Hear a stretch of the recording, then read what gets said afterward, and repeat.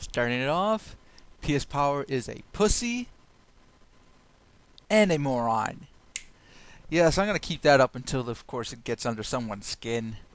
Hopefully, PS Powers. God, I feel naked. Basically, wanted to do a couple of videos this week.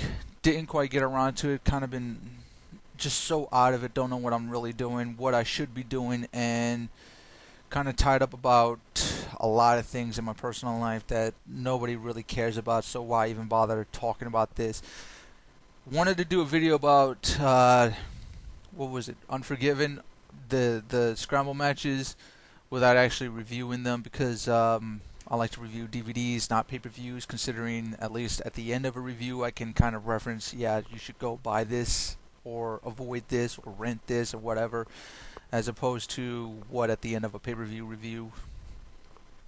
Anyway, that's my philosophy on that. Wanted to talk about how big of an asshole Triple H is, even though I've been doing that on my article. It's called The Birate Assassin, a part of my article each and every week, which has been trying to chronicleize the ongoings of Triple H's career leading into the main event, in which he had possession of, he was in a position to draw for the company. And lately that's just been falling to shambles. I guess my eyes were bigger than my stomach were for that project. And right now it's looking like the Paul Heyman article all over again, where I know I want it in 3 parts. I sit down and decide it's going to be 3 parts. And after the first part, I just have nowhere else to go on that. And, well, writing is it's going to be tough. It's a tough art. It's not something easily picked up on and mastered, as motivation is an elusive bitch, and I've always said this and will continue to say this until she is no longer an elusive bitch. And quite honestly, the inspiration tends to dry up. Where you have a good idea, it kind of over exceeds your own boundaries, so you have to kind of sit it down into small projects, and then after you do this, you realize you may have just shot yourself in the foot, and that the bigger project was probably the better idea. Right, this video, since I'm not talking about Triple H, or at least that's not the point of this video, and what is driving me to sit down and do this video, is PS Power once again. Yes. For those who are unaware of this, I have been calling out PS Power in the start of all of my videos since, what, last week? Maybe I think it was last week. I can't remember. Basically, it seems as though whenever Power has an argument he wants to take up, he'll do it behind closed doors. He'll do it on his channel, where he can control the content and control the comments and control whether or not he's being countered and how he's being countered. Or he'll do it behind Bill and Doug's page, because apparently he has no other friends on YouTube anymore, considering Dave Jenkins left. Who else was on that TNA bandwagon for a long while that was kind of tight with each other? I think that was it, actually. That's kind of a small little unit. Yeah, that might have been it. So lately he's been doing his bullshit on Bill and Doug's channel, and apparently, surprisingly enough, I'm once again banned from their channel, and I don't know why, don't know how, or nor do I actually care. It probably would have been the comment I made about the pandas and the irony of that revolving wrestling fans. And if you are unaware of this comment, here it is here. It's ironic that former WWF fans who hate the fact that they had to change their name, had to change their product, and are driven to being more family friendly or kid friendly, as everyone loves to point them out as being, has decided to go to a new company, a different alternative company that just happens to be on television and is also backed by a panda. I mean, that was the whole reason the WWF had to drop the name. So I just find that a little cute. You know, everyone's taking up for how the WWE just doesn't cater to the fans, and that they had to change their name because of legal issues, and they hated the company that forced them to do this. But now they run off to another company that's basically a panda, a giant panda at that. But I digress. Let's get into this. And we start off with the latest thing that's been ticking me off about Power. And please, I wish it was still just flowing from the Gail Kim thing, but and really there's a lot of comments there that I wanted to comment upon, but once again, YouTube's brilliant comment system decides, after clicking the post comment for the 27th time, I realized this comment was just not going to get through no matter how many times I try to edit it or change it or rewrite it. So I figured that's a losing battle, and I didn't want to do another video, explaining the comments and why they're wrong, or how they're just ignorant in their own ways, or whatever the case may have been with some of these comments. Wow, that was pretty. Fucking stuffed up. Where was I?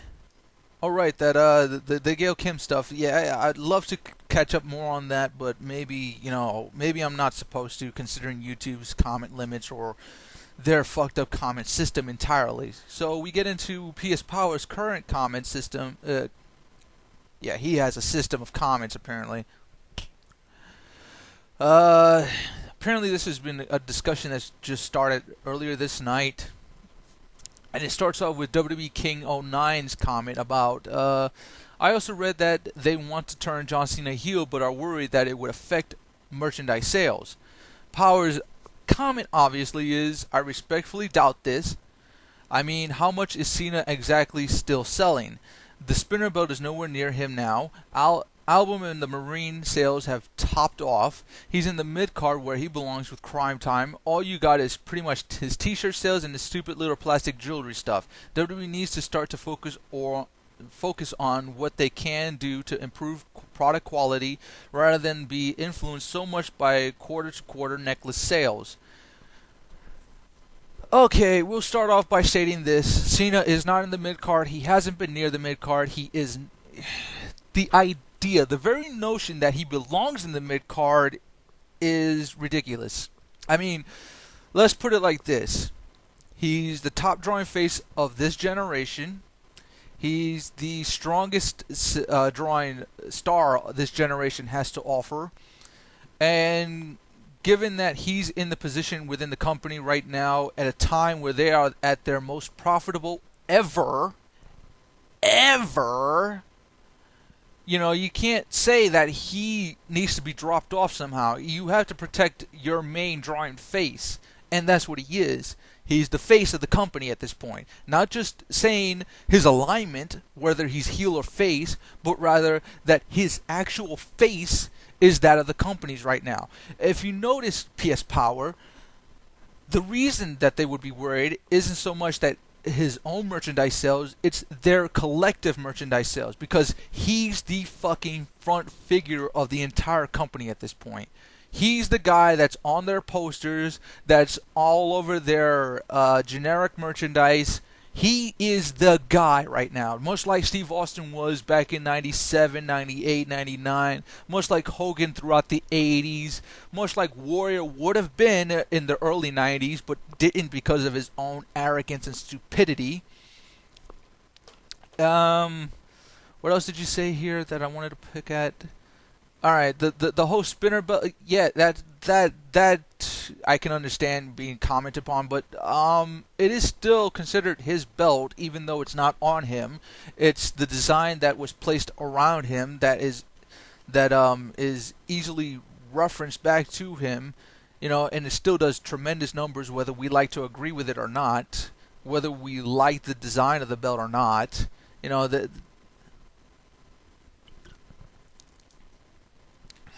The whole spinner belt thing just, it irked me to no end, because nobody ever said jack dick squat about Stone Cold's rattlesnake design. No one said a thing about that. No one seemed to care.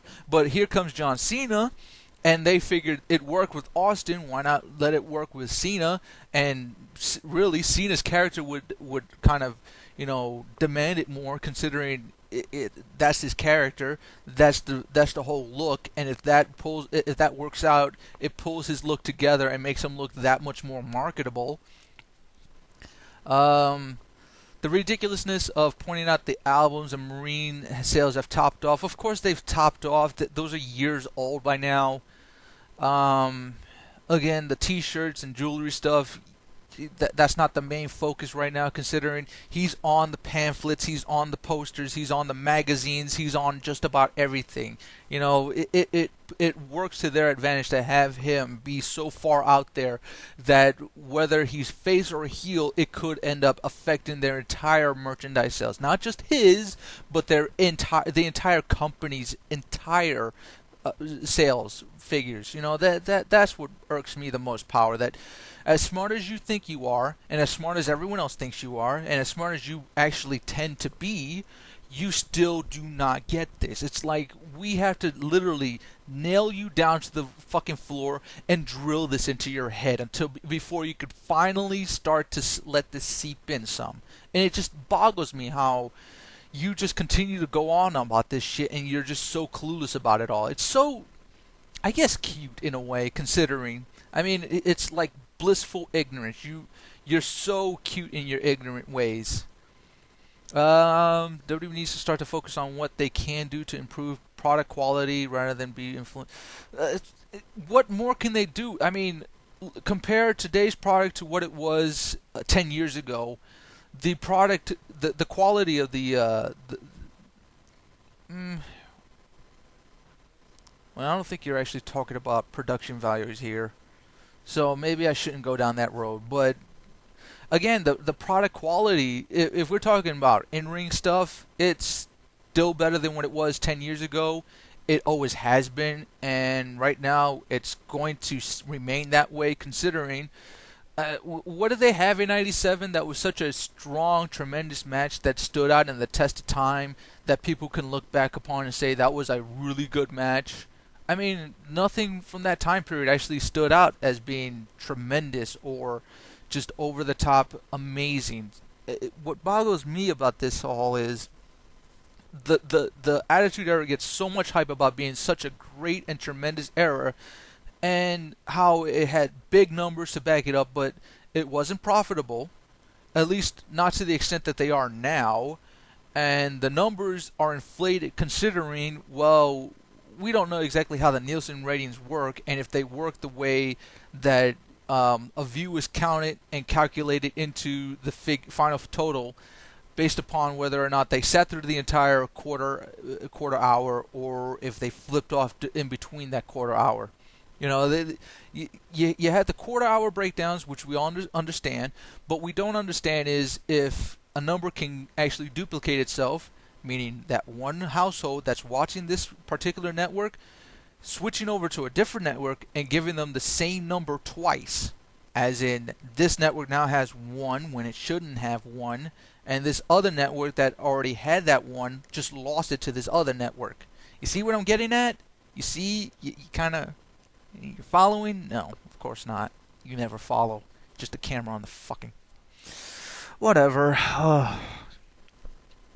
So we have that theory where the numbers are just inflated. The in-ring product, most of the storylines were Crash TV for their generation, for that time frame in which they're easily forgettable within 5 minutes. Nowadays, we have some really good storylines, some of which kind of just like the example of Jamie Noble's current storyline on Raw is basically just replacing Chuck Palumbo and Michelle McCool and still running the same formula around him, which works. I mean, people are interested. You have some hype around it, so you can't really fault him for following the same formula twice on him. And then you have all these other things where it's basically just copy and paste, or just a play off something they've done before and just evolving it just a little bit, just getting, you know, certain... Hello, come on, wake up. Which one was I talking about? The priceless tandem, how it's looking more like Evolution more and more, but kind of just playing up on the characters that are involved and how, you know, they came in to be this powerful of a group, which is basically, you know, my father used to do this, so I'm doing it now and whatnot. Basically, the storyline I figured would fail for them, but it's so far proving quite the opposite. If only for the fact that they're really teasing it with Randy Orton and whether or not he'll be joining them. So we have that. What was this again? The switch from maybe. Oh, right. Anti-Vic's comment about how the switch from ABC to ESPN wasn't that big of a deal because it's all the same thing. In reference to Monday Night Football. This is naive. This is this is greater than ignorance. This is downright stupidity. I mean, I understand that some people don't seem to see a difference between cable television and basic access television, or what is it? Access broadcast, I think it's called. Um, it's a totally different world when you're comparing the two. Cable television versus access television. The two aren't even. You can't fucking compare the two, considering that there's this one big factor, and that's access television, which is ABC, is always going to have a larger audience to cater to because not every household in America, even to this day, even about a decade after cable just exploded and became more affordable and became just far more accessible, easily accessible, it still has a wider and deeper audience to cater to. It still has a wider audience to build itself upon. So whatever number you see, for access versus cable, the access numbers is always going to be better. Like right now, SmackDown is always going to do better ratings than Raw. Why? Even though Raw does 3.0s and SmackDown is still struggling at the 2.9, 2.8, 2.7 range, it's the fact that they have a wider fucking audience.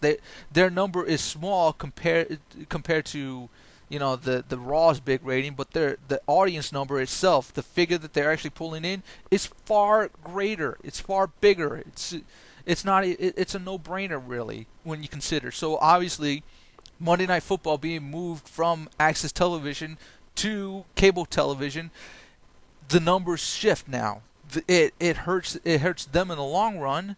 And if they plan on maintaining that sizable audience, the rating actually will go up, even though it's really just staying the same. It's staying the course. Whatever. Let me move off of this topic before I want to kill somebody now. Really. Okay, this was an hour ago. 2 hours ago now. CyberBob2384, and PS Power is basically just copy and pasting the comment so that way I know exactly what the reference is, because I'm not looking this up on Bill and Doug's page. I don't know exactly how the conversation is going on as I'm speaking right now. It could have evolved. The thing with PS Power is he'll never admit when he's wrong. If he is wrong, he's always got to be right, and that mentality just irks the shit out of me, considering he is mostly wrong and doesn't seem to get that he's wrong and refuses to learn from the mistakes he is making currently and in the past. Wow, are you kidding me? Cena doesn't belong anywhere near the mid-card. What a ridiculous comment. Why would you put the biggest draw, the hardest worker, and the most over guy you have in the mid-card? And I don't know. I hate that slang. What you're saying about product quality. All the shows have been solid this past month. He's gotten booed out of 3 WrestleManias in a row. Right there I stopped and screamed for like maybe 2 minutes about how stupid PS Power is, because he wasn't booed out of the building. Just because, it sounds like a 50-50 split against Cena at the show doesn't mean he's getting a 50-50 split entirely. I mean, it doesn't. He's getting. Alright, let's say for the sake of argument, it was a 50-50 split at those arenas. And all 3 WrestleManias, that 50-50 split sounded in unison at points, considering, there were times where the crowd was really dead, the action in the ring was really dead, and the fans, didn't see any point in cheering Cena, considering he was down and wasn't mounting up a comeback. So you have 3 instances where he's only getting half the crowd on his side and half the crowd against him. In what way does that 50-50 split equate to him being booed entirely out of the arena? That he's got a unanimous fucking crowd just wanting his blood here. I mean, it's not even close, Power. Not even close. Because the bullshit argument about that is he was so hated by this entire crowd that for the most part everyone hated his guts, and that they didn't like him, and that they wanted him out of the building immediately, or that they wanted him to stop and for there to be good wrestling again, which was not the case. I mean, yes, fans jeered him, they hated his guts, but it was still a 50-50 split, if that. He goes on with, he wasn't the biggest draw because WWE put... Oh, he was the biggest draw because WWE put an incredible amount of full force promotion behind him. You could say that about anyone, Power. Hulk Hogan, Ultimate Warrior, Steve Austin. For God's sakes, the WWE shoved Rock down our throats until we actually started to like him. I mean, anyone else remember Rocky Maivia? Die, Rocky, die! And then all of a sudden, what happens? The WWE, instead of letting Rocky die somewhere in the indie scene, they continue to push him to the forefront. And what happens? He becomes the biggest star of the entire Attitude Era, next to Steve Austin, but not as good a draw as Steve Austin was. You know, it boggles my mind how you can say that sort of bullshit while you defend the Attitude Era and the full production, the full marketing production force that they had behind two of these guys that you love, that you praise, that you continue to look upon and say this is the standard. You know, you look at the standard of how Austin commanded a crowd when he returned with that big old beer gut at, what was it, like a fully loaded Judgment Day in between that Triple H and Rock Iron Man match. You say, oh, you know, if John Cena were a good face, if he were that strong a draw, he'd be able to get an entire crowd like this, you know, on their feet, just rejoicing his return, or just rejoicing over the fact that he's now live in presence of them. You know, that it's a bullshit, ridiculous fucking argument you come up with, and it's daft, it's lame, it's just downright shit. I don't know how anyone actually gets on your side and says that you're right and everyone else who disagrees with you is wrong, considering, you know, you're wrong to begin with. It boggles my mind, honestly. Oh. So here we are sitting here looking at this like, okay, he's the biggest draw because WWE put him into that situation. No fucking shit. They did it with Hogan. They certainly fucking tried with Warrior before his ass decided, you know, he was worth more than what he actually was at that time frame. I mean, God only knows what was going on in his mind. And even then, I doubt if God had an idea as to what was going on in his fucking mind. You had it with Austin. You had it with Rock. Shit, we even had it we still have it with fucking Triple H. Let's not even get me started on that, because that dickhead really needs to get fucking grounded. You had it with Undertaker for years and years and years, even though they really didn't push the gun on him as hard as they should have, considering the fans at one point was dying to see him in bigger roles, and they never did it.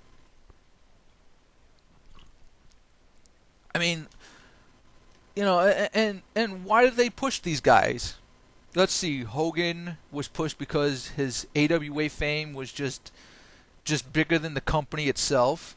Warrior got to the point where he was drawing in the same kind of figures and the same kind of reactions that Hulk Hogan was at that time frame, or before, considering his popularity was waning at the time. Rock, skip Steve Austin, whatever. Rock was pushed that hard, considering that the fans really started to pay more attention to him and actually started giving him a lot more heat when he was the heel and a lot more heat when he was a face, as opposed to what they were giving him before. See, Austin, the whole Austin 3:16 speech exploded his popularity overnight. You know why? So let's see, what was John Cena's reason for getting this sort of massive push? Oh, right, the fans. It all starts with the fans, it all ends with the fans. You know, you can't justify pushing someone like, let's say, for example, consequences creep. You can't justify pushing someone like him to this sort of height if the fans didn't care to begin with, because then what are you trying to market? What are you actually looking to get a return on after the investment is made? If the fans didn't care about Rock heading into the main event, should the WWE have kept pushing him? No, you stop the push immediately. You pull back on him and say, you know what, we're not making as much money off of him in that role, so we'll start pulling back. Just get him out of there, put him in a different position, put him in a different role, whatever it needs, and then see if we can build up his heat and get him to that point where we can trust that if we put him in that bigger role again, it'll actually turn out the big kind of numbers that we need from that role. He then continues with two other things. First, hardest worker means nothing. Effort is not graded in business, and it's hard to tell if that's his run-on sentence with him, considering, English doesn't seem to be that strong a suit for him at this point. Let's see. Hardest worker means nothing. Effort is not graded in business. Wow, that's funny, because, what was the main reason most fans were bitching and griping that guys like Chris Benoit and Eddie Guerrero deserved bigger roles and championship roles at that? Oh, right, because they're hard workers. They deserved it. They've busted their ass and have come to the point where they now, deserve a little recognition from the company. A little respect, just to be on that mantle and say that they were at the top. God almighty. This could easily, go back to Bret Hart and how, he deserved that spot that he had just because he was a hard worker. It's not graded in the business. Of course it's not graded in the business, but fans don't seem to care. The fans wanted guys like Bret Hart and Shawn Michaels because they were hard workers. They were good workers. They were tremendous and athletic and overall entertaining. Plus they were, different from the mold of big men in a land filled with big men. And they were so different and unique that it played off in the ring that got them to do things that were just far more exciting to look at than what the typical big man at the time could do.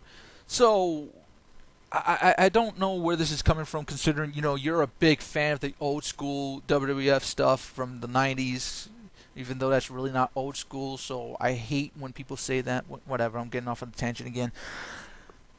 So explain to me how you can now turn around and say this is not the best argument, considering that's like the main argument for why guys like Bret Hart and Shawn Michaels stand the test of time as being the greatest, not just one of, but the greatest in most fans' eyes. Let me just jump around. Second, the mid card is starving for talent.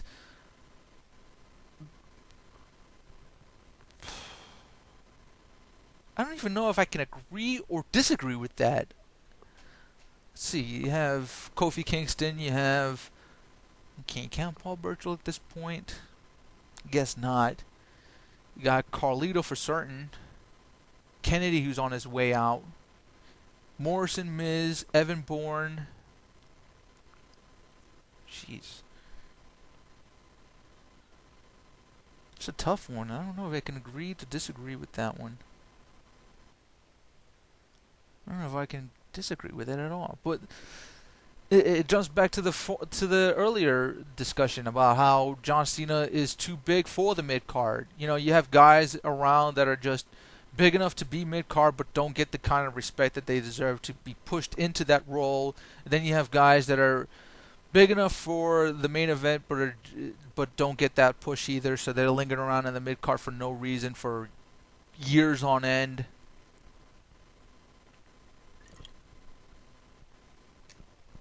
But still, the premise is flawed because you don't put the star of the company back into that smaller role, considering you can still have them close enough to the main event without being in the title picture. I mean, that's one thing you can get away with. I wish that we get away with it on Batista, considering he's been in and out of the title picture consistently for about 3 years now, and you figure at some point the fans would start calling foul on him, but no, everyone still points to John Cena and says he's the the criminal of this entire fucking escapade. He's the reason this company is falling down on hard times. Not guys like Batista, not guys like Brian Gerwitz, who has no fucking idea what the fuck they're doing behind a goddamn pen. Never mind, that you have a weak writer or a weak-minded writer in Stephanie McMahon helming most of the creative staff, and that Vince is just back there putting his name behind everything with a goddamn rubber stamp. Just, yeah, approve, and sending it out to the masses to watch as that shit just flounders around on the TV screens for some God knows how many minutes. Remember when we had guys like Brett, HBK, Rock, Austin, and Warrior in the mid-card? God, you want to talk about just going all over the place. Let's see. Guys like Brett and HBK were in the mid-card when Warrior was in the main event scene, nowhere near the times of Rock and Austin. When Rock and Austin was in the mid-card scene, Brett and HBK were the main event guys. And Warrior was somewhere off trying to pander to WCW so that way they could give him a big enough paycheck to secure his ego for the next century or so. You're jumping around from time period to time period, but you don't quite sit in and point out that the mid-cards around these guys were virtually strong enough to, I don't know, get us to believe that you're not full of shit. Honestly, alright, let me see if I can figure this out, because there's such a... I don't want to go on too long about how the mid-card looked at the time frame these guys were in it, but my God, this is just so all over the place. There's no real foundation for this argument at this point. Looking at it, I mean, let's and again, it's more, not foresight. What's the other one I'm thinking of? God, I already forgot the goddamn name. The word for it. Shit. Nah, I look like a complete ass on camera. Awesome. Sweet. It's looking at it from the point of view of what we know now versus what we knew then. The whole, the mid-card scene looks so much stronger with guys like HBK and Bret Hart in it. Why? Because we now know what they are at this day and age, what they grew up to be after being in the mid-card for so long. It's such a weak statement to make. I mean, my God, really, we're naming all the main eventers of that time period who came up through the mid card. I mean, the same argument can be made here. John Cena was in the mid card, so at one point, the feuds he had were solid at the time. Batista was never mid card, so we can't count him. CM Punk was in the mid card, taking on John Morrison for a worthless title from ECW. He didn't need the title; the title needed him.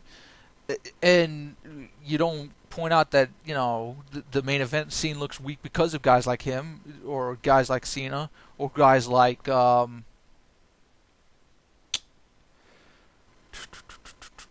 who's still in the main event that was in the mid card about 3-4 years ago. Oh, my memory sucks.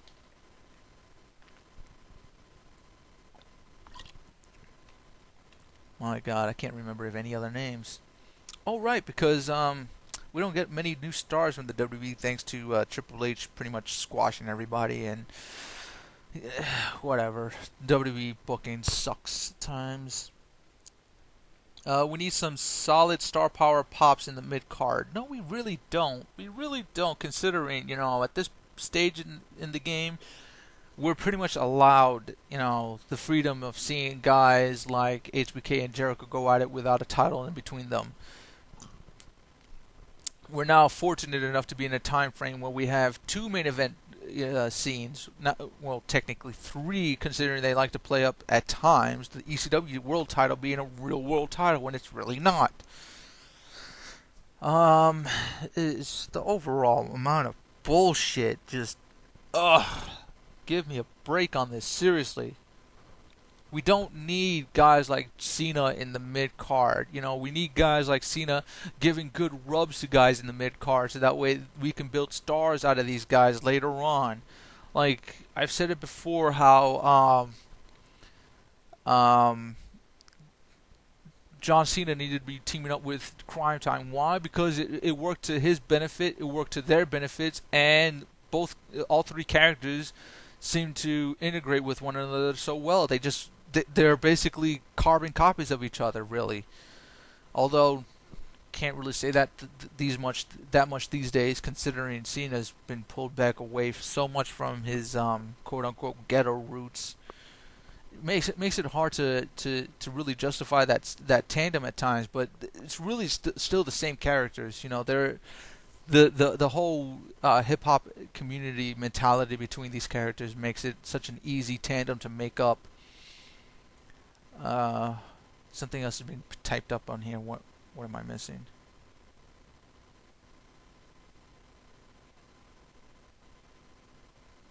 What have I been missing here?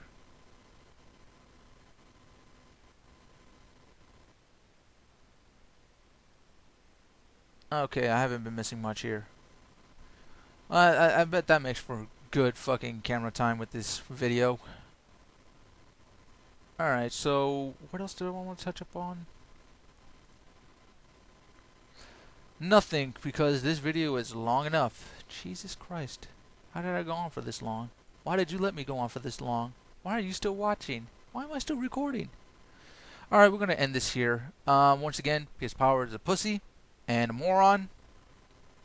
TNA No Surrender. Anyone really give a fuck? Show of hands? No? I didn't think so. And we'll end this right here. Fuck off.